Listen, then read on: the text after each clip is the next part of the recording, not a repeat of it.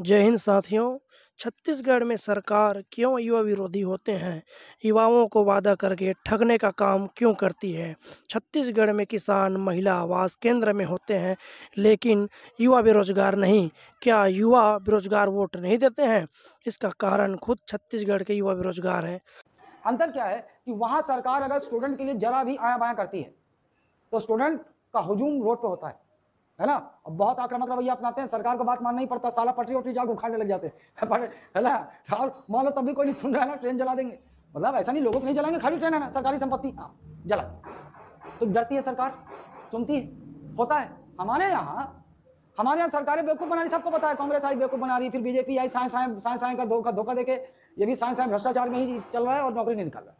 यहाँ के स्टूडेंट जानते हो इतने मूर्ख हैं, इतने बेवकूफ है, जैसे ही लगेगा ना कोई आंदोलन का सुबुगाहट है, ये क्या करेंगे, वैकेंसी ट्वीट करके एक तो वैकेंसी का वो निकाल दिया चार्ट। हाँ इतनी वैकेंसी, हमने इतनी भर्तियां की, उसमें जो हो चुका है वो भी लिख दिया, नंबर दिखा दिया।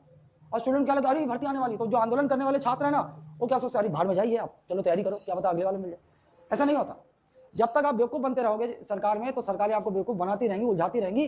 बेवकूफ बना ही दिया ना साफ साफ। उसके बावजूद छत्तीसगढ़ के छात्र जो है इतने मूर्ख हैं कि कैसे बेवकूफ नहीं बनाए। लोकसभा चुनाव आया तो 39,000 कितने शिक्षक भर्ती का वादा कर दिया, 33,000 कहाँ गया। उसके बाद तो छात्र जा रहे वैकेंसी निकाले, तो ओम प्रकाश चौधरी कहा थे पैसा नहीं सरकार के पास, कोई वैकेंसी नहीं निकलेगा। यही ओम प्रकाश चौधरी जब चुनाव से पहले छात्रों के कंधे पर ही बंदूक चलाया है और आज मंत्री बन गया। उसके बाद छात्रों से मिलने को मना कर देता, या फिर साफ साफ बोल देता पैसा नहीं निकालेंगे वैकेंसी तो वैकेंसी छोड़ो, स्कूल बंद करने लग गया।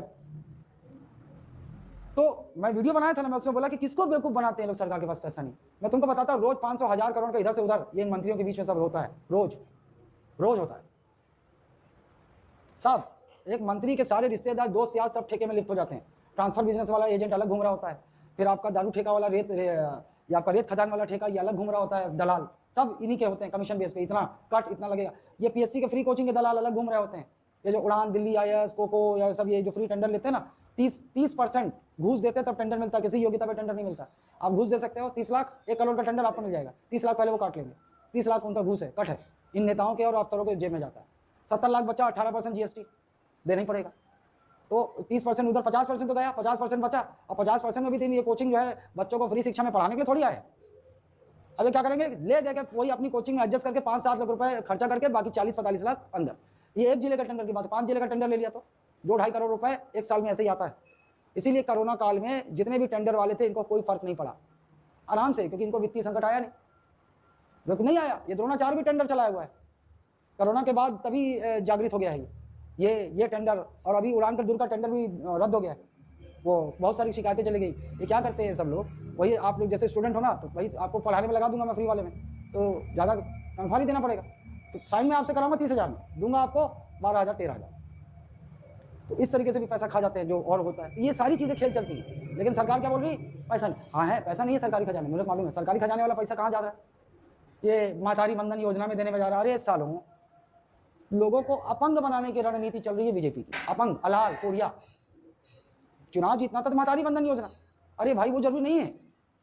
जो युवा है उनके लिए रोजगार उपलब्ध कराइए, क्योंकि वो रोजगार में आएगा तो वो अपनी माँ को, अपनी बीवी को पैसा दे सकता है, उनको साड़ी दे सकता है। 1-1 हज़ार का लॉलीपॉप पकड़ा के तो स्टूडेंट बेवकूफ बन रहे हैं, और स्टूडेंट है मूर्ख यहाँ के।